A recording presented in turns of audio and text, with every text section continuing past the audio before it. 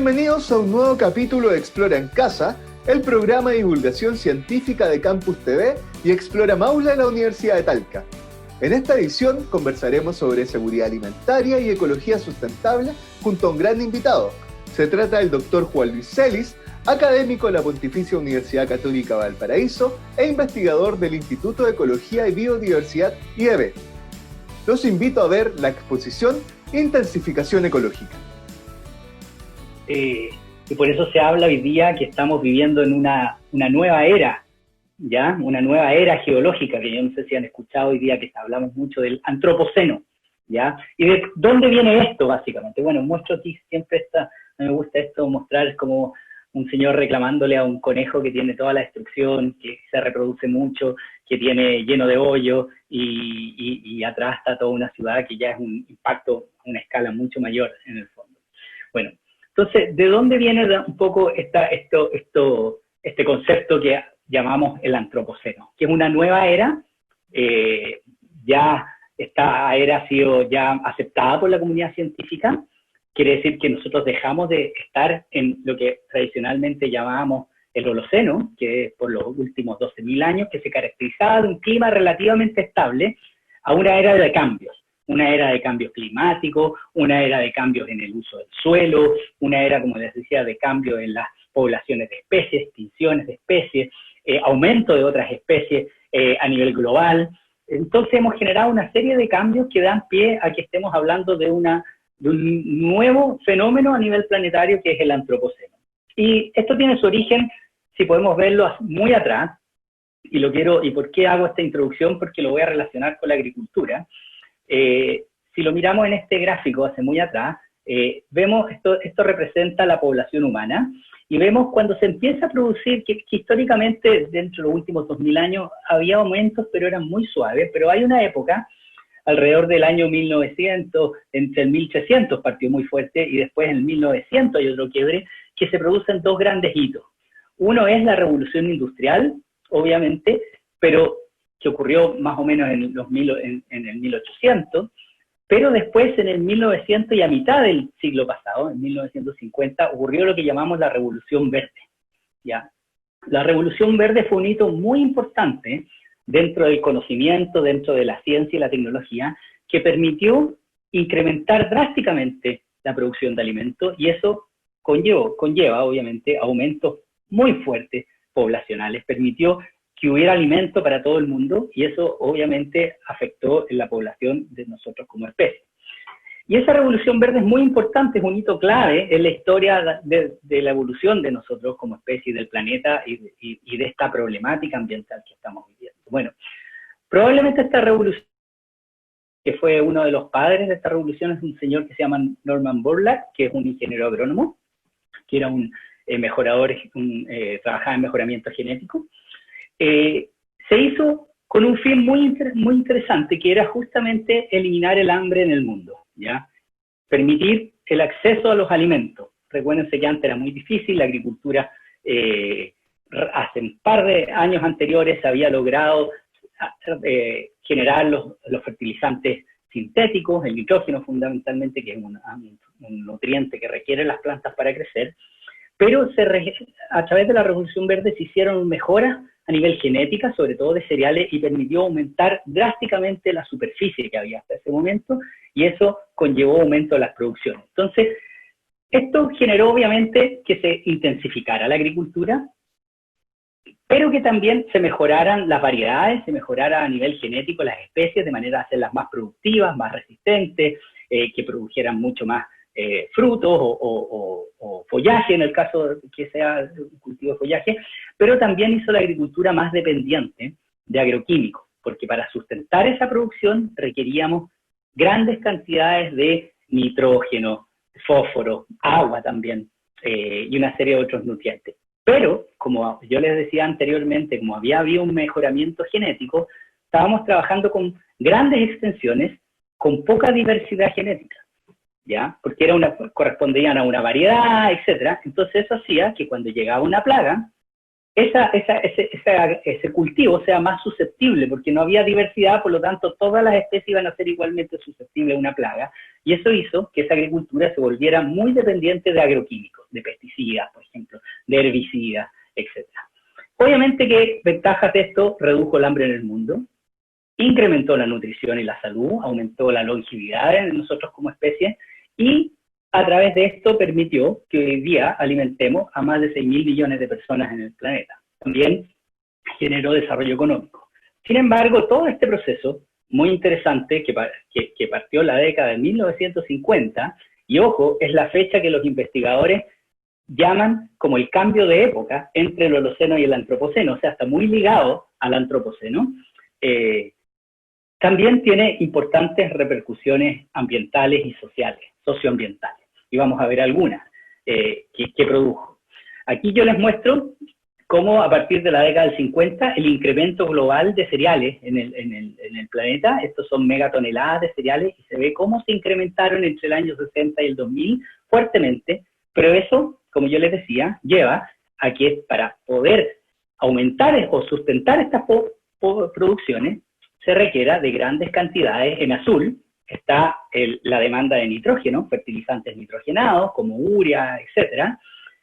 En rojo está la demanda de agua que tienen esos cultivos, cómo se ha incrementado. Ustedes saben que el agua dulce, el mayor uso a nivel mundial es la agricultura.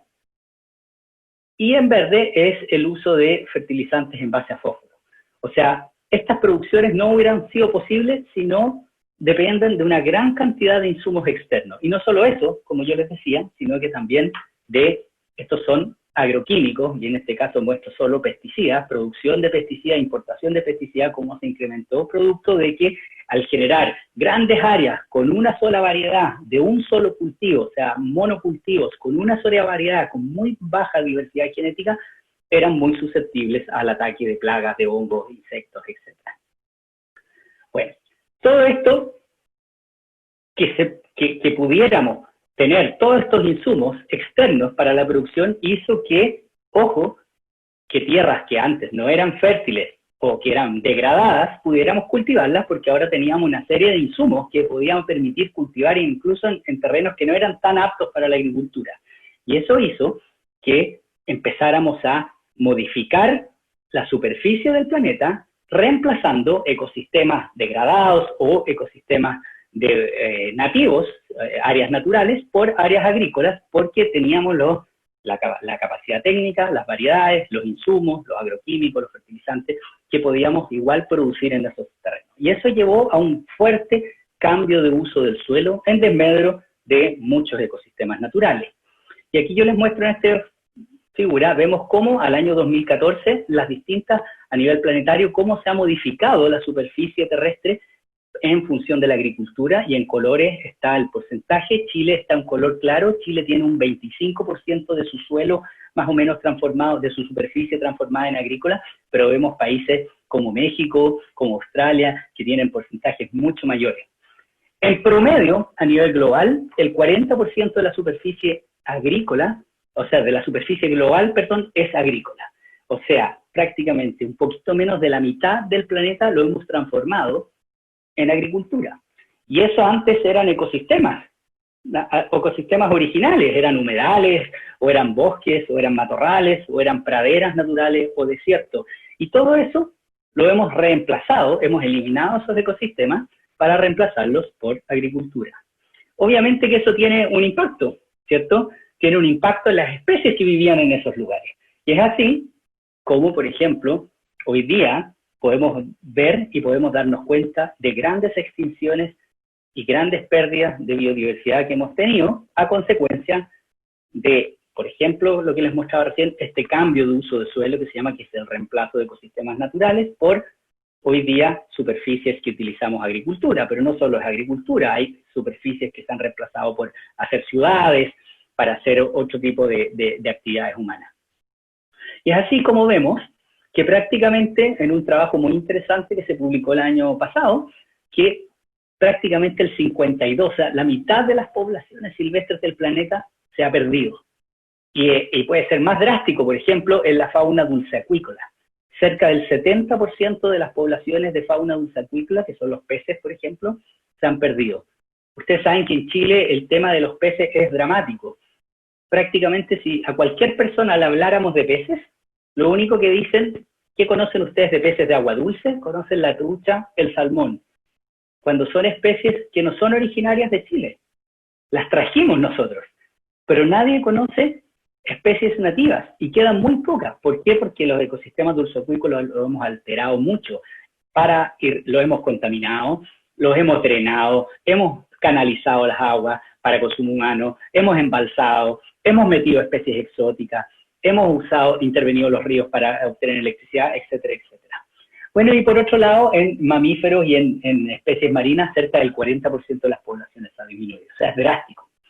El año pasado, este año, o el año pasado, a finales del año pasado y entre este año, se publicó un artículo que analizaba las poblaciones de aves a nivel mundial, a nivel en Norteamérica, y básicamente en Estados Unidos, y se demostró que prácticamente 3.000 millones de individuos se han extinto desde el año 70 hasta el año 2017. O sea, dramática la pérdida de aves que ha habido en Estados Unidos, y la agricultura tiene un rol importante en esta pérdida, ¿ya? Estos eran datos para Estados Unidos, este es un trabajo que se publicó en la revista Science el año pasado, como les decía yo a principios de este año. O sea, este cambio de uso de suelo ha tenido consecuencias drásticas en la fauna, los vertebrados que nosotros convivimos y que viven en estos sistemas naturales. No solo eso, sino que los invertebrados, que son menos todavía importantes para la sociedad, que les presta menos atención, le prestamos mucho más atención a nosotros, a un ave, a un oso panda, a un jaguar, pero cuando nos hablan de insectos somos menos preocupados en general, son menos carismáticos, pero ya se está hablando de extinciones o de declinación global de insectos. Y aquí no quiero que se mareen con los colores, solo yo les pongo un trabajo que se publicó donde mostraba una extinción, una disminución global de todas las poblaciones de insectos, pero les quiero mostrar solamente estos dos principales. Y traduje solo esos que son los que me interesan. ¿Y a qué se debe esta declinación global de insectos? Básicamente a agricultura, cambio de uso del suelo y a pesticidas. O sea, dos cosas que tienen relación con la agricultura. Entonces, todas las cosas buenas, de alguna manera, de esta revolución verde, de permitir tener alimento, el boom agrícola, ha tenido un montón de consecuencias, ¿cierto? Algunas otras.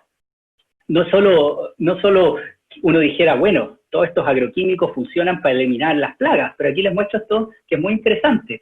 Estos son distintos insecticidas, ya que parten desde el año 40 con el DDT famoso, después los órganos fosforados, que son otros químicos, los carbamatos, piretroides, que hoy día los tan cuestionados neonicotinoides, pero lo que les quiero mostrar en la línea azul es lo interesante, es que ni siquiera han sido útiles, porque esta línea azul muestra el aumento de especies resistentes a estos insecticidas. O sea, esto es como una guerra armamentista perdida. Y ustedes pueden ver cómo a medida que hemos desarrollado cada vez más insecticidas, más específicos, con más acción, con más conocimiento, cada día, producto de que existe diversidad todavía en los insectos, aumenta la resistencia, sobre todo en las especies que no nos interesan, que son dañinas para la agricultura. O sea, algo estamos haciendo mal, ¿cierto? No está funcionando esta carrera armamentista.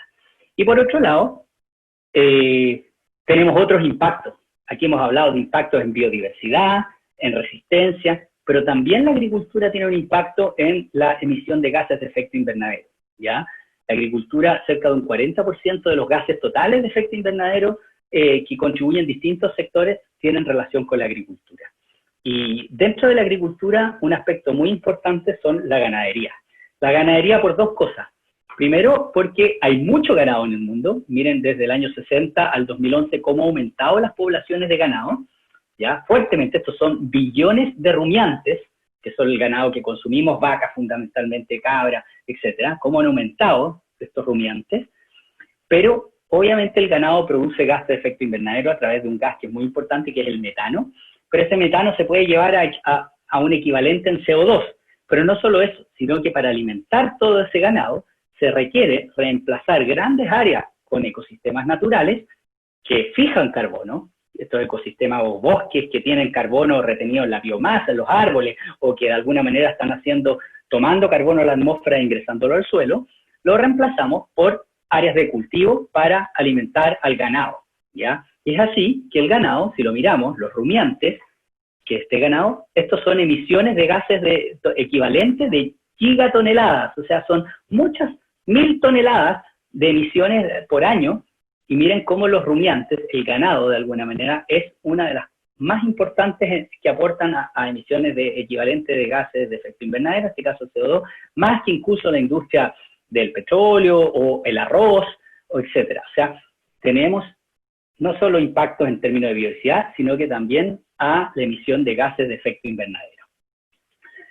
¿Qué consecuencias puede tener esto también? Tenemos pérdidas de especies, otro grupo muy importante son los polinizadores. Todos hemos hablado de la importancia de los polinizadores y ahí yo me voy a explicar, voy a desarrollarme un poco más en eso, pero a nivel global, ustedes han escuchado que había una disminución drástica de los polinizadores. Hay como una disminución en masa de polinizadores y se están perdiendo muchas especies. Bueno, afortunadamente en Europa, los ingleses y los norteamericanos tienen tradición de tomar datos y de salir al campo y medir cosas.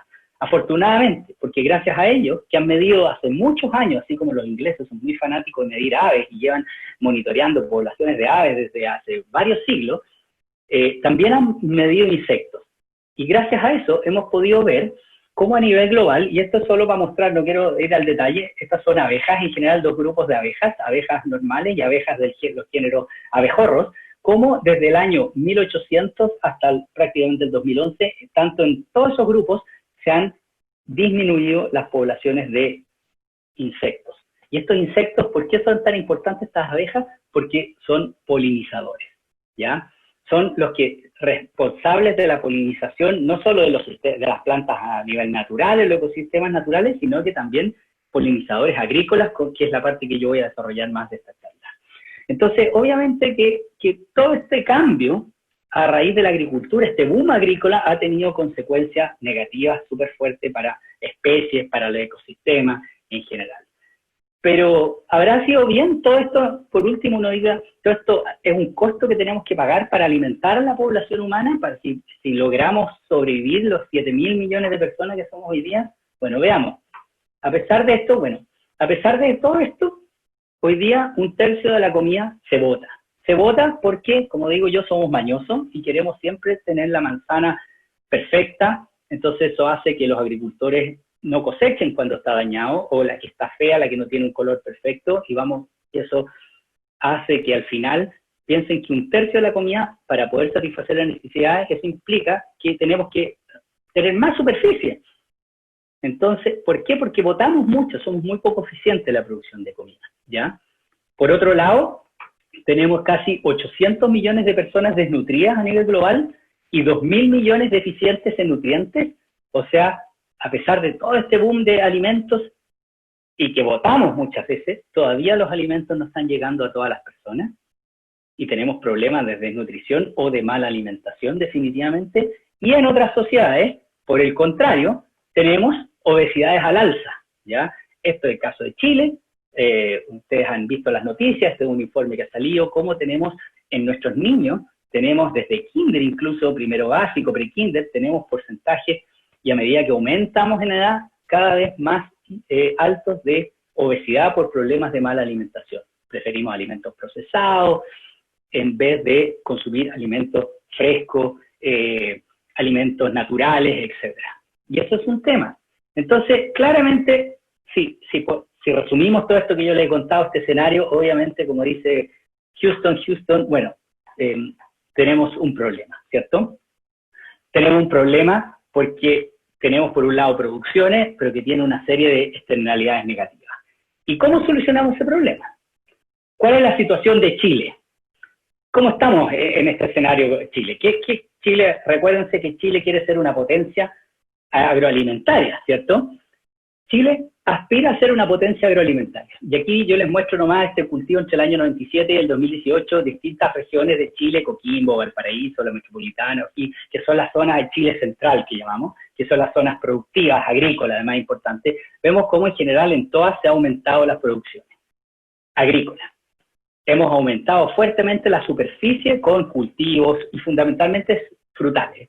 Los cereales han estado constantes básicamente en la historia, incluso han disminuido, pero los frutales ha sido lo que más ha aumentado. ¿Por qué? Porque nosotros estamos, esta imagen de Chile de potencia agroalimentaria no es solo para alimentarnos nosotros, sino que es de una visión desde un sector económico para alimentar al planeta. De hecho, producimos alimentos para exportarlos básicamente al hemisferio norte, aprovechando el cambio de estación, aprovechando las ventajas del clima mediterráneo, el cambio de estación, podemos entrar con nuestros productos cuando ya no tienen esa fruta. Entonces, eso nos da una ventaja y por eso el sector agroproductivo chileno, agroindustrial en general, es muy importante.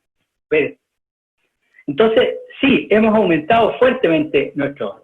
Algunos ejemplos, estos son paltos y estos son viñedos, cómo han aumentado desde el 80 hasta el 2006, son estos datos nomás, pero cómo han aumentado. Hoy día hay prácticamente casi 30.000 hectáreas de palto, ¿ya? Y casi 180.000 hectáreas o 200.000 hectáreas de viñedos. Han aumentado muy fuertemente, sobre todo en Chile central, ¿ya? Pero, por otro lado, sabemos que a costa de esto, como yo le decía, esta superficie agrícola que hemos aumentado ha sido en desmedro de áreas naturales, ¿ya? Áreas que hay naturalmente en Chile central, cerros, lugares donde tenemos vegetación nativa, bosques esclerófilos, matorrales, xerofíticos, que son estos matorrales de ladera norte, donde no hay tantos árboles, pero hay mucho matorral, donde están los cactus, una serie de plantas que son súper interesantes en Chile, y que son, muchas de ellas, Chile se caracteriza porque dentro de su biodiversidad natural, tiene un porcentaje muy alto, cerca del 50% de algunas especies, de endemismo. ¿Qué significa un porcentaje de endemismo? Significa que esas plantas están solo en Chile, no están en ninguna otra parte, su distribución está muy acotada, ¿ya? No están en Argentina, no están en Perú, y hay especies que podrían nombrar, por ejemplo, el peumo, es una especie que está solo en Chile, Chile central, podríamos decir. No está ni en el sur, los bosques del sur, ni está al norte, ¿se fijan? Y así, pues, el boldo, por ejemplo, podríamos nombrar una serie de árboles y algunas otras que reflejan este grado de endemismo que tiene Chile, ¿ya? Por otro lado, eso ha hecho que esta zona central de Chile sea, por esta alta proporción de especies que son únicas, sea reconocida a nivel global. Y se habla en general que la zona central de Chile es un área de importancia global para la conservación, ¿no? Muchas veces nosotros decimos, pero ¿cómo? Si Chile hay mucho más interesante el sur, vemos más bosques, vemos diversidad, pero no es tan así. Lo que vemos mucho en el sur es biomasa, o sea, son grandes árboles, pero si uno cuenta la cantidad de especies distintas de árboles, se va a dar cuenta que hay mucho menos que si vamos a un matorral, un cerro de Chile central, la zona de Talca, la cordillera de Talca, Curicó, etcétera, y contamos los números de árboles que hay, vamos a ver que hay mucha más cantidad de árboles. Y eso no solo se da con los árboles, se da con las hierbas, con los arbustos, con los animales, las aves, etcétera. O sea, la zona central de Chile es la más interesante.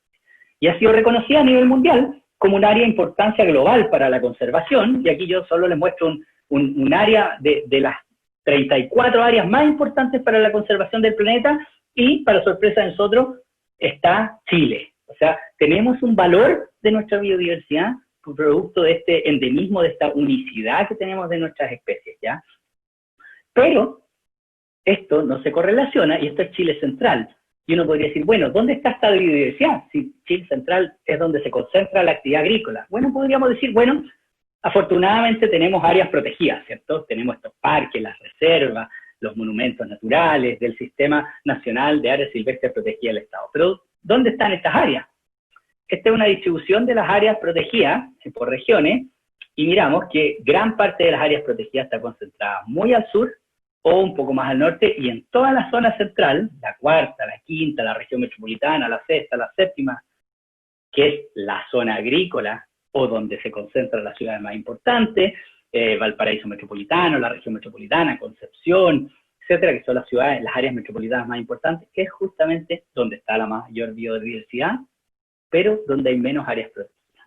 Entonces eso nos hace un desafío importante, porque dice, bueno, si estas especies no las vamos a poder proteger en las áreas protegidas, y esta es la zona agrícola, tenemos que protegerlas entonces en la agricultura, o en las zonas productivas, tenemos que lograr hacer conservación de estas especies en las zonas productivas. Y eso nos hace repensarnos el modelo productivo de agricultura que tenemos hoy día, Y yo les hablaba que pos esta revolución industrial, que son estas grandes áreas dominados por una sola especie, un monocultivo, con grandes extensiones, y que genera también una serie de dependencias. Para poder producir eso generamos dependencias a insumos, pero también una serie de externalidades negativas. Y eso tenemos que cambiarlo, para no hacernos famosos, como yo les muestro mucho esta serie, por ejemplo, no sé si la han podido ver, una serie en Netflix, que tiene un capítulo dedicado al problema ambiental y social de la palta, y Chile tiene un papel importante en esa serie. O sea, nos estamos haciendo famosos por todo lo contrario que queremos hacernos, no por ser una potencia agroalimentaria moderna, sustentable, sino que por todo lo contrario. Y aquí yo les muestro algunas imágenes. Esto es Chile Central, esto es Yayay, cerca donde vivo yo, esto también, grandes laderas de cerro totalmente desprovistas de vegetación para un cultivo monocultivo. Entonces, obviamente que eso nos hace repensarnos la forma como hemos hecho la agricultura tradicionalmente y nos hace generar un cambio importante. ¿Por qué? Porque nos dicen en todos lados ya que nosotros tenemos que generar un desarrollo sustentable. Y tenemos que ser armónicos con las metas que propuso Naciones Unidas del Desarrollo Sostenible. Ustedes saben que Naciones Unidas propuso hace muchos años, o sea, no hace mucho, hace un par de años, propuso objetivos globales para el desarrollo sostenible, que son 17. Y la agricultura tiene que ver con, directamente, probablemente con todas, pero directamente con el hambre, que es el objetivo número 2, acción por el clima, objetivo número 13, vida submarina, objetivo número 14, y vida de ecosistemas terrestres. O sea, tiene que ver con esos 17 al tiro, directamente con 3 objetivos. Entonces esto nos lleva a cambiar la forma, cambiar el paradigma, hacer borrón y cuenta nueva de la forma tradicional de agricultura, la forma como nos enseñaron en las escuelas de agronomía antiguamente, y repensar la forma, cambiar hacia una forma que sea más armónica con la biodiversidad, que sea más armónica con los objetivos de desarrollo sostenible de Naciones Unidas. ¿Y por qué? Y aquí vamos a ver por qué es importante hacer eso. Dicho eso, ¿por qué? Porque en el fondo, la visión histórica productiva es esto. Tenemos un cultivo, un área productiva, y todo el resto no nos sirve, no es productivo. Laderas de cerro que no nos sirven porque no se puede producir, porque es muy caro meter tractor, o porque no hay que meter riego, cualquier cosa es muy caro, mucha energía, hay que poner bombas para subir el agua, etc. Esta es la visión tradicional. Y esta visión nos ha llevado a un círculo vicioso. Degradación ambiental, eso disminuye la biodiversidad y los servicios ecosistémicos, que son el funcionamiento de la biodiversidad, nos hace dependientes a insumos, y así. Entonces, esto es lo que tenemos que romper, y para eso nace hoy día un nuevo cambio de visión, que es lo que yo les quiero hablar, un poco importante, que es la intensificación ecológica, ¿ya? Y que es un cambio histórico de esta visión tradicional de la agricultura por una visión en la cual el paisaje cambia. Y ya no solo tenemos un área productiva, sino que tenemos un área tremenda, un paisaje que incide directamente en esta producción y que de alguna manera está interactuando con el área productiva a través de estos ecosistemas naturales. Están teniendo un rol en la cosecha de agua, a través de que captan la humedad ambiental o la neblina, o infiltran el agua lluvia, no la hacen escurrir, por lo tanto no hay pérdida de suelo, no hay aluviones, sino que la infiltran en las napas y la hacen que esté disponible en las épocas que no llueve. Tenemos regulación climática, las plantas al tomar la energía del sol, al hacer proceso de fotosíntesis, botan agua, por lo tanto contribuyen a mejorar, mantener una humedad o aumentar la humedad, y eso regula el clima. Tenemos, estas plantas están secuestrando carbono, están tomando, al crecer, están dejando carbono atmosférico, CO2, que lo meten en su biomasa, por lo tanto está quedando retenido ahí. Nos ayudan con el ciclo de nutrientes, hay microorganismos en el suelo que descomponen la hojarasca, que ayudan, que captan el nitrógeno de la atmósfera y lo transforman en una forma que esté disponible para las plantas, etcétera, etcétera, etcétera. Aquí podríamos hablar mucho. Y este es un cambio de visión, no enfocarnos en esta área, sino que mirar, abrir los ojos y mirar, la agricultura está inmersa en un paisaje, ¿ya? Y a esto nosotros le llamamos intensificación ecológica. ¿Y qué quiere decir básicamente? Es un reemplazo ecológico de los insumos externos, los fertilizantes químicos, los agroquímicos, herbicidas, etcétera, por lo que llamamos servicios ecosistémicos. ¿Y qué son los servicios ecosistémicos? Es el resultado del funcionamiento de la biodiversidad en los ecosistemas naturales y que nos genera un beneficio a nuestro bienestar. Y esos servicios ecosistémicos los utilizamos para la producción agrícola. Ese es el cambio de visión que tenemos que lograr y que estamos generando de a poco en la agricultura, que es básicamente un sistema convencional, es pensar en un sistema productivo con la integración de la biodiversidad. Aquí pongo el ejemplo de flora y fauna nativa, porque muchas de estas especies tienen impacto. La fauna tiene impacto, por ejemplo, en el control biológico de plagas, alguna fauna, como los insectos, tienen impacto en la polinización de cultivos, etc. Y es lo que yo les voy a mostrar para ver que esto no es solo porque es interesante, porque nos gusta la naturaleza, sino que el cambiar de un sistema tradicional a un sistema basado en la intensificación ecológica nos hace producir de mejor calidad. O sea, todo lo contrario a lo que nos habían dicho. Podemos aumentar la producción, podemos producir mucho más, y no necesitamos tener tanta superficie para aumentar los rendimientos. Y les voy a mostrar algunos ejemplos, ¿ya? Solo como ejemplo, tomo esta imagen del diario que dice que ya esto está teniendo trascendencia, ya no solo está saliendo a la investigación, está saliendo a la comunidad y en general a los agricultores, que es el aporte de las abejas nativas para el agro. ¿Cuándo se habían imaginado los agricultores que las abejas silvestres, las abejas nativas, los insectos silvestres, esos que nadie sabe ni cómo se llaman, ni dónde viven, ni nada, son claves para la polinización? Cuando los agricultores toda la vida han pensado, y en las escuelas de agronomía toda la vida se ha enseñado que para la polinización de cultivos nosotros tenemos que llevar abejas, la famosa abeja melífera, una especie que no es nativa de Chile, que es cultivada, es como el ganado, pero es una abeja que es cultivada y que nosotros llevamos a los campos para que polinicen. Y siempre nos han dicho que es muy buena para la polinización, pero no solo la pega la hacen ella, sino que la hacen un montón de insectos silvestres que nosotros no conocemos, ni sabemos dónde viven, ni nada, que son los responsables importantes de la producción, ¿ya? Ustedes saben que, ¿por qué es tan importante? Porque el 75% de los principales cultivos, alimentos en general que consumimos, requiere de que haya un animal, un insecto, un animal, un pájaro, un ave, un murciélago, que polinice, que mueva el polen de una flor a otra.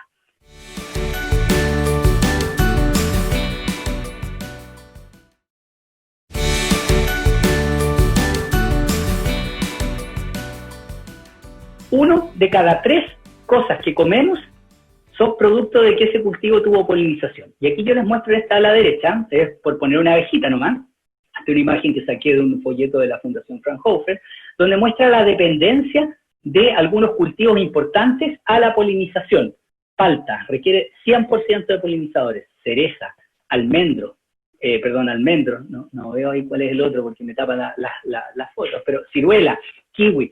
O sea, son cultivos tremendamente importantes económicamente y que requieren del 100% de polinización, mediada por insectos. Aquí en esta foto, una abeja nativa, la Corinura chloris, cómo está polinizando una flor del palto. Polinizadores que nadie tomó en cuenta, ¿ya? Pero ahora cuando nosotros hemos ido a mirar, a investigar, a medir si son importantes o no, o solo la abeja, nos hemos llevado muchas sorpresas. Y yo voy a mostrar aquí unos datos.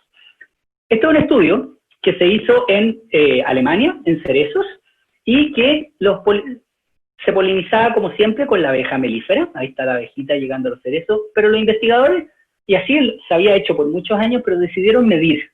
Y empezaron a medir si efectivamente este fruto tan rico que se produce era producto de que la polinizaba la abeja o era otro insecto. Y lo que hicieron es que midieron las tasas de visita por flor, marcaron flores, hicieron seguimiento y vieron si a medida que llegaban más abejas se producían más frutos. O sea, esto está acá, se llama cuaja de fruto, que es el porcentaje de frutos que se producen a partir de un número de flores. Lo interesante es que a medida que, en este eje, cuando aumentaba la tasa de visita de la abeja melífera, no había ningún aumento en la cantidad de frutos. ¿Qué te dijeron? ¿Qué pasó acá? Si toda la vida hemos polinizado con abejas, bueno, ¿y quién es el que produce entonces que estos cerezos produzcan?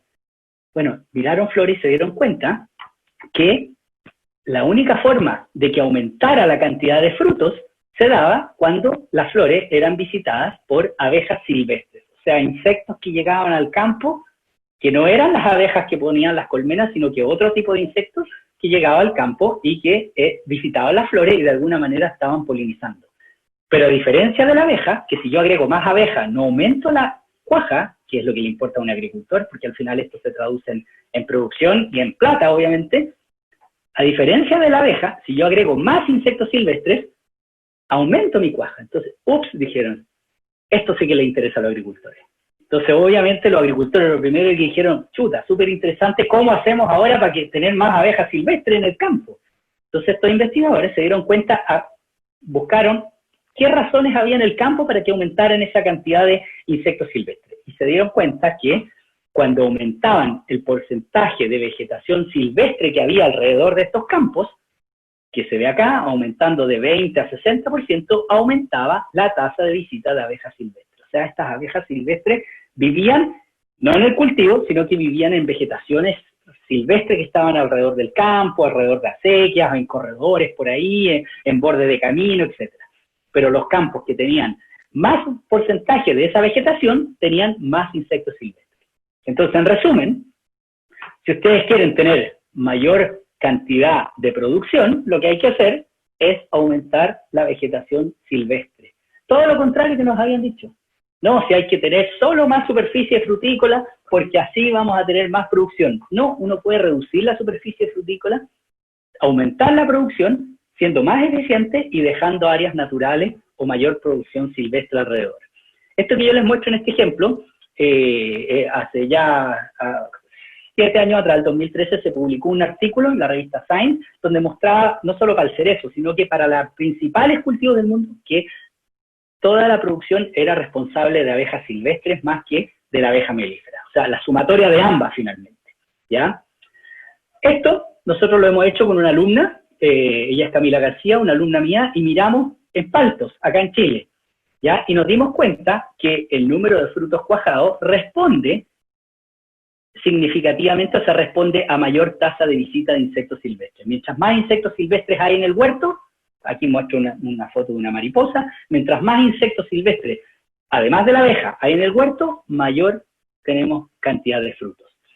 O sea, mientras más biodiversidad, tenemos una mayor producción agrícola. Algo muy distinto a lo que nos habíamos visto antes, que era ojalá menos diversidad, ojalá más monocultivo para tener producción. Aquí nos estamos dando cuenta de todo lo contrario. Más biodiversidad es más superficie agrícola, ¿ya? No solo polinización, sino que también enemigos naturales. Este es un trabajo en olivos que muestra, tienen una plaga, un insecto los olivos, que afecta muy fuerte la hoja y afecta la producción, y esto es proporción de ambiente natural. Aquí es solo cultivo, y aquí hay un 60% de ambiente natural y un 40% de cultivo.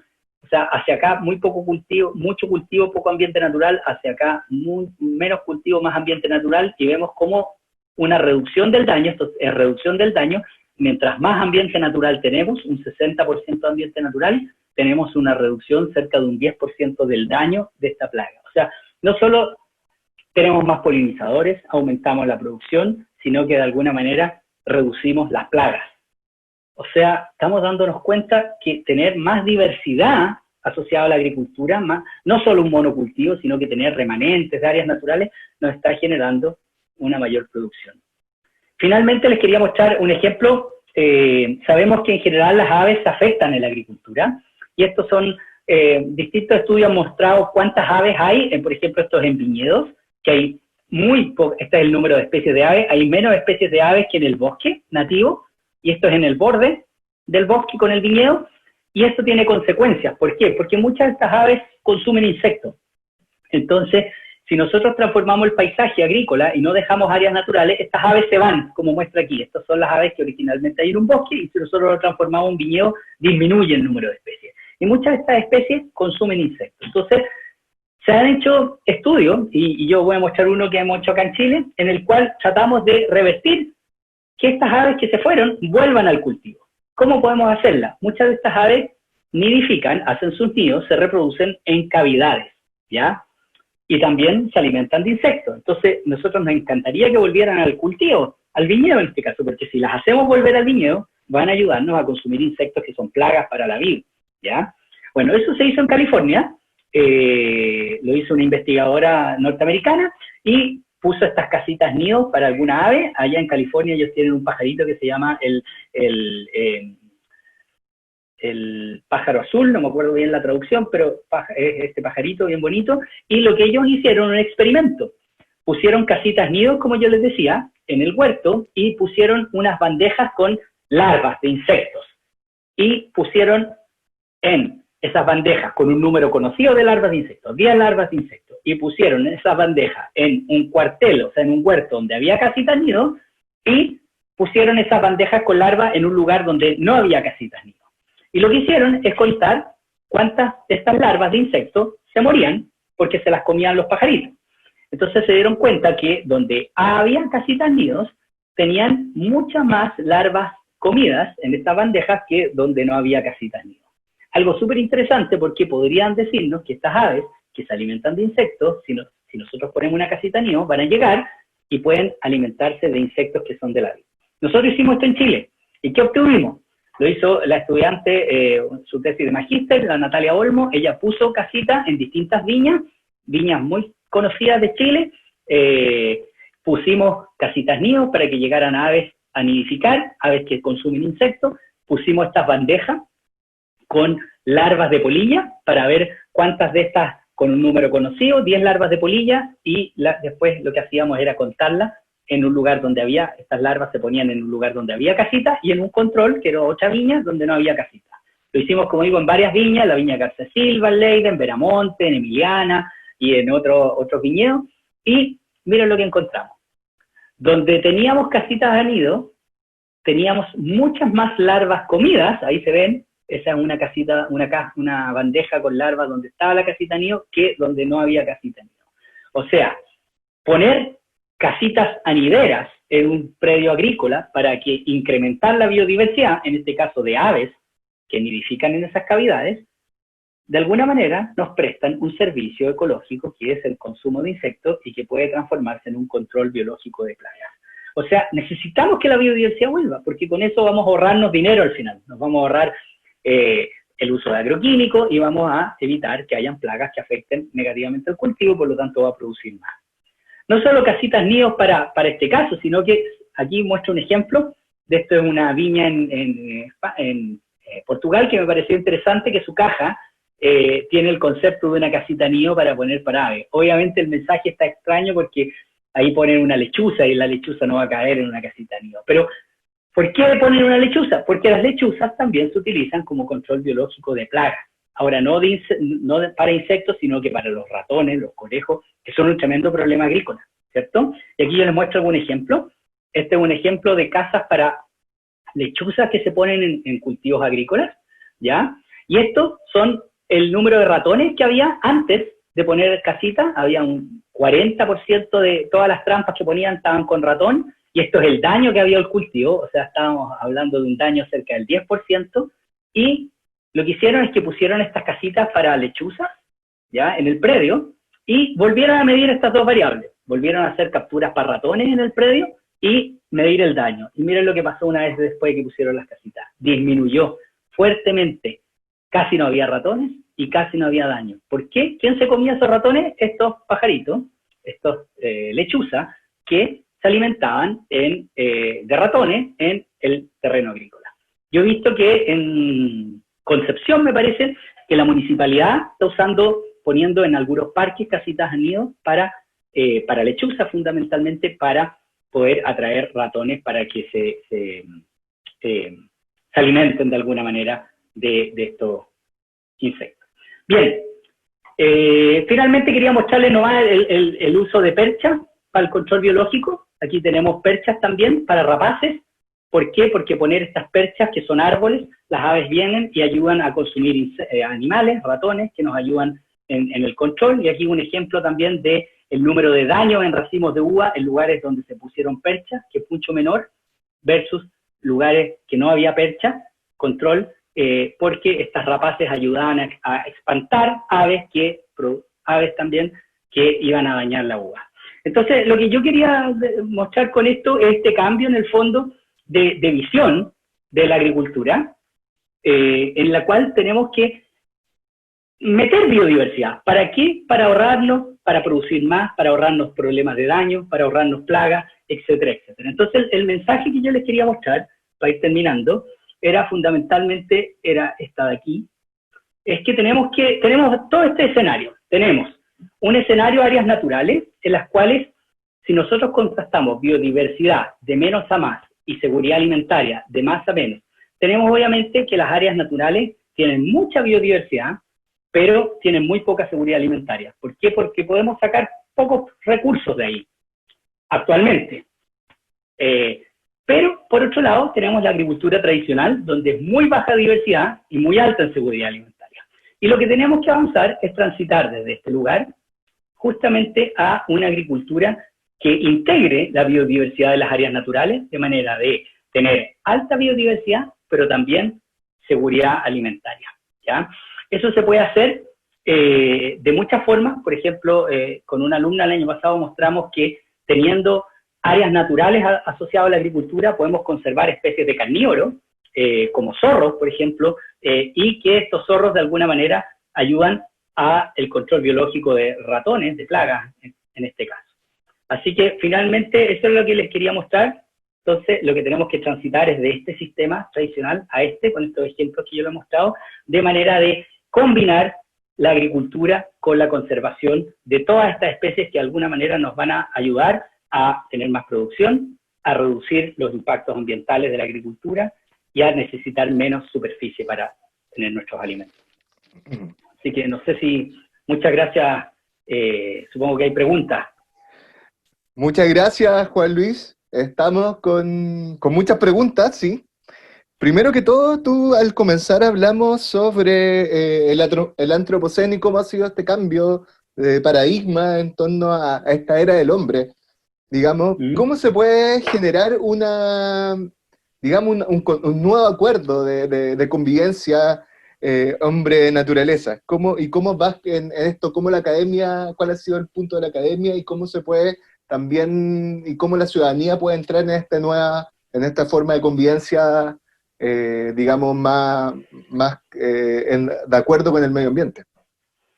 Bueno, yo creo que a golpes hemos aprendido. Lo que estamos hoy día viviendo es una enseñanza de alguna manera del impacto que tenemos el COVID-19 es un reflejo del impacto que hemos hecho en la naturaleza y podemos ver cómo no tener esta conciencia o esta preocupación nos puede generar un impacto sanitario, pero también económico importante como el que estamos teniendo y que probablemente vamos a tener.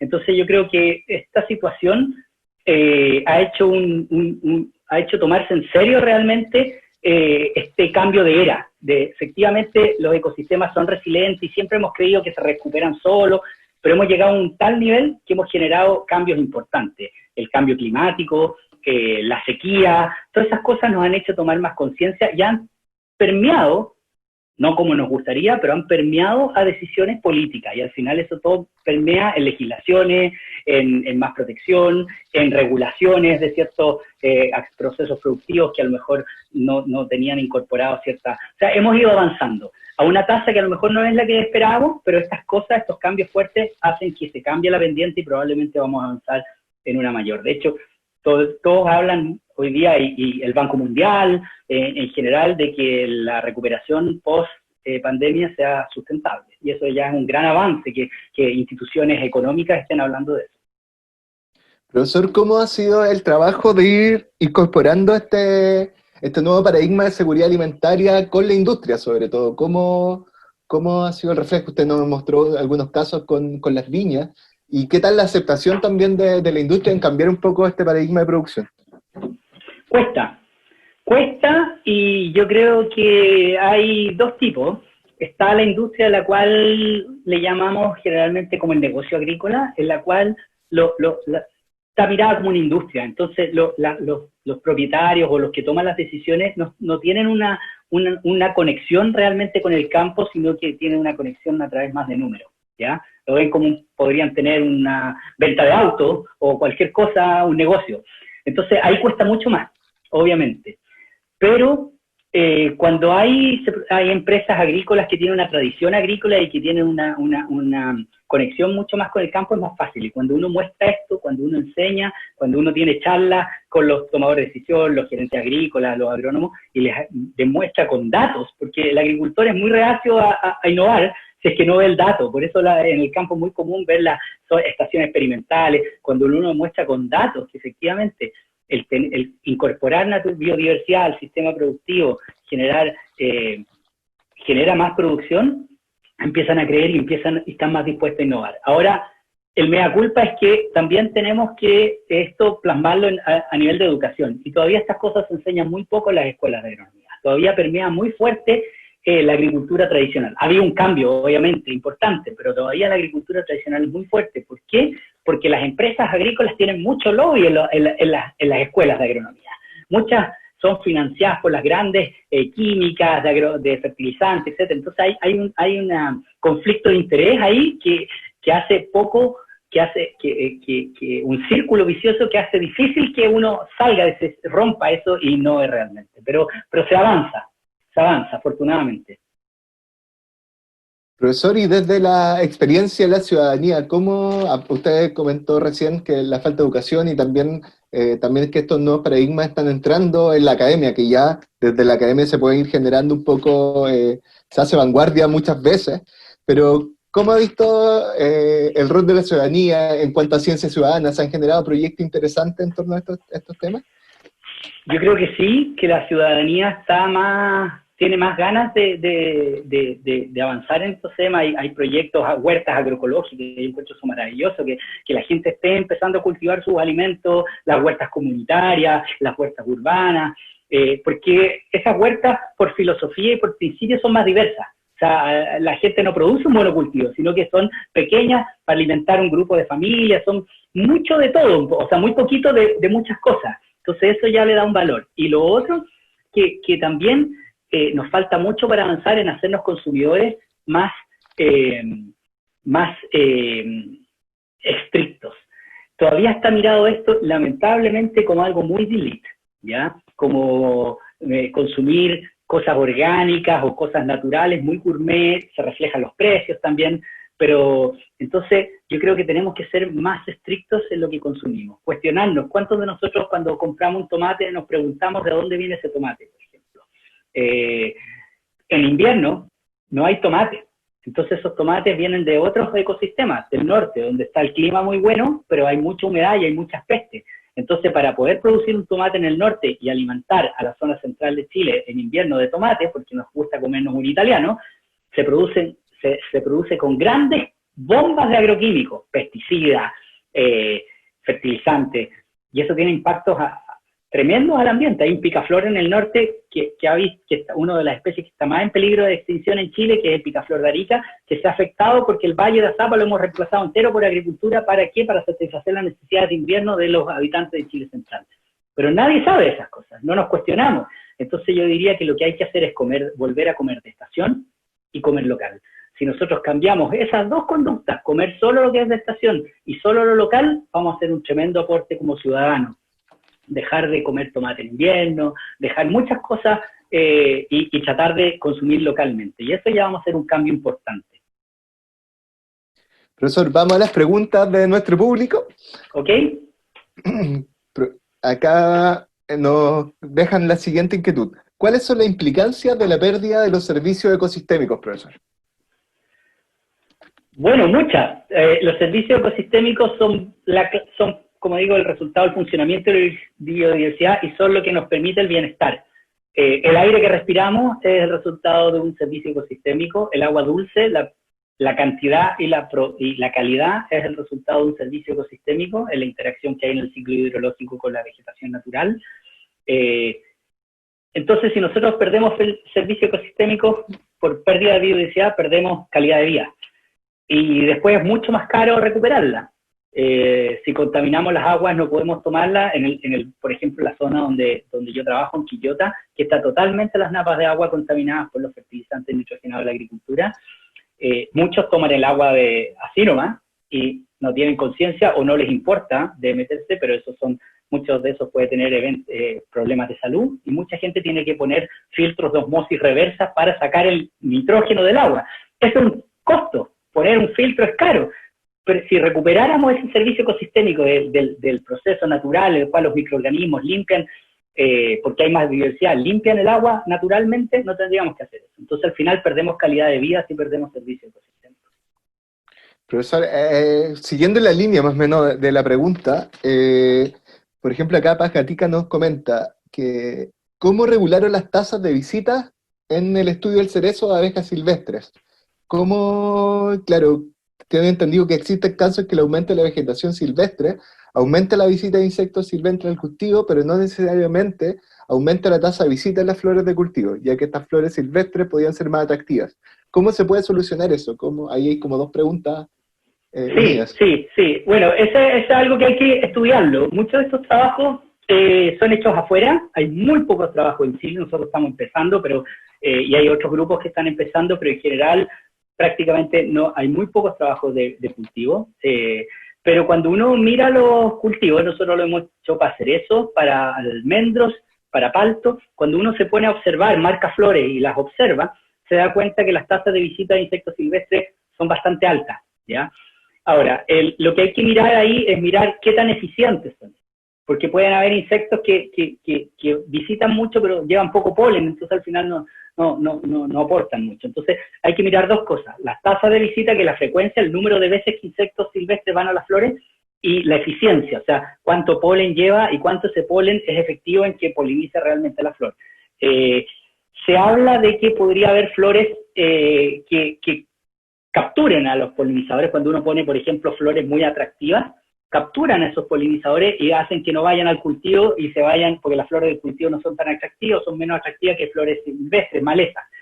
Entonces lo que uno tiene que hacer es tratar de usar, más que flores muy diversas, plantas en las cuales esos polinizadores usan más de refugio, como arbustos nativos, o buscar fenología de estas flores que estén en un momento, que florezcan en un momento distinto al cultivo, de manera de que cuando el cultivo esté en flor, no estén estos corredores o núcleos de vegetación sin flores para que los insectos se vayan al cultivo, y después sirvan de refugio cuando el cultivo no esté en flor, estén estas flores disponibles en estos refugios para que los insectos puedan mantenerse en el paisaje. O sea, hay que combinar varias cosas, pero para eso se requieren estudios. Nosotros siempre recomendamos tratar de mirar en los ecosistemas naturales cómo se dan y tratar de hacer una copia de ese ecosistema en la localidad donde se está cultivando y tratar de poner ese tipo de plantas, las que más atraigan polinizadores que uno ve en los sistemas naturales, en los cultivos. Por ejemplo, el tebo es una planta que florece muy temprano, que está en los cerros y que es muy atractivo con una gran cantidad de insectos. Entonces, el tebo es algo que nadie se le ha ocurrido todavía ponerlo en los cultivos, como cerco, por ejemplo. Además tiene espinas, le encanta a los agricultores poner estas plantas de cerco bien espinosas para que no se meta la gente. Podría ser una alternativa. Pero para eso hay que hacer investigación. Nos comentan eso, como de volver un poco al principio, es que hay digamos, equilibrio también en algún monocultivo que empieza a utilizar estas técnicas, y ¿se ha visto usted eso? Bueno, hoy día la industria frutal está avanzando, frutícola, los viñedos son, yo diría, vanguardia en esto, por presiones internacionales, de mercados internacionales, fundamentalmente, salvo algunas excepciones, la gran mayoría es por presiones de afuera, exigencias de afuera, de apuntar a mejores precios, mejores mercados, pero también la industria frutícola está avanzando en estos temas. De a poco, porque todavía los asesores o el sistema tradicional, el sistema de producción es muy tradicional, pero de a poquito se va avanzando. Hay proyectos que se han financiado para avanzar en esa línea. Entonces, yo diría que los frutales, cerezos, los que son más demandantes de polinizadores, el arándano, por ejemplo, se ha avanzado bastante, los manzanos se ha avanzado. Obviamente que hay otros que falta mucho, pero ellos ya están, algunos huertos se están diseñando con corredores, con áreas núcleo para justamente polinizadores, o con corredores para mantener otros enemigos naturales, cercos vivos, etcétera. Profesor, y para ir finalizando, desde la política, desde el Estado, ¿existen incentivos a generar digamos, este tipo de agricultura, o todavía es algo de vanguardia como ha sido Ahí está convencionalmente? yo creo que es el gran cuello de botella. Cuando esto de transmitirse, aquí hemos hablado técnicamente, pero esto tiene que pasar a regulaciones.